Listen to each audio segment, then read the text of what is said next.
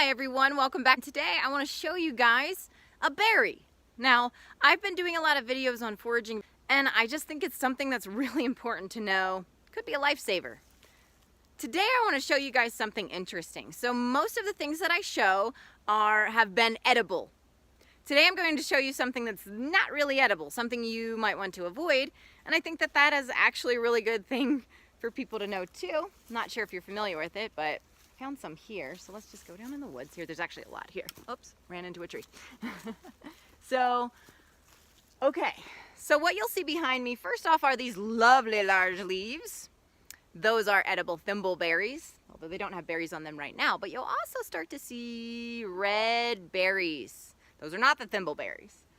All these bright red berries, they look like jelly beans, red jelly beans. This plant is called the Bane berry.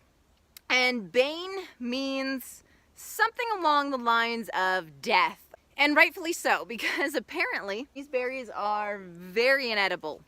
And they cause things like, well, typical like vomiting, diarrhea. But then it went into describing how some people have experienced like literally seeing blue things, like blue dots and blue things. Like people apparently have felt complete delirium from baneberry poisoning.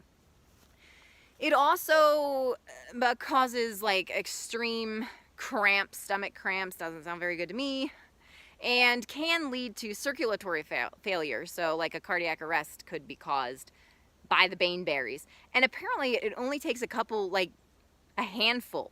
I'm talking like somewhere around 6 berries to be poisoned and go into like a state of delirium. So doesn't sound very good. I mean, it sounds actually pretty trippy to me. So, but not in anything that I'm interested in trying out. Yeah, so another thing to note is I've got a lot of red variety behind me. Maybe I'll get a little closer to this one down here. So yeah, a lot of red variety. We're looking at this. Make sure you're not looking at this big leaf. That big leaf's fine. This is on a stalk and it's mixing in with these berries, unfortunately, these other edible thimbleberries. But if you look at those smaller leaves, those are the ones that belong to this baneberry. So the other thing to note is it comes not only in red, but a white baneberry as well. So you'll see something that looks similar to this, but it'll have white berries on it. It's growing in kind of a moist environment. I believe the preferred environment of these berries is moist and shady. This is pretty shady here.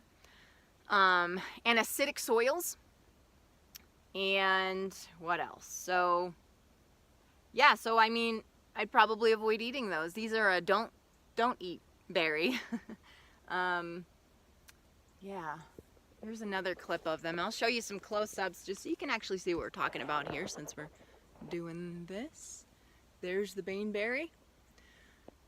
So how do they disperse then if they're poisonous to certain organisms? Apparently not to birds, because apparently birds are unaffected by the poison and they actually are responsible for spreading the seeds. So pretty interesting plant here today that I wanted to show you guys. I will not be plucking them off for any recipes as usual, but it's good to know what not to eat too. So that's it for today, guys. I just wanted to show you this interesting berry. If you want some actual edible foods, wild foods, then just go to my playlist, Food and Foraging. I'm adding more every chance I get. I will add a lot more.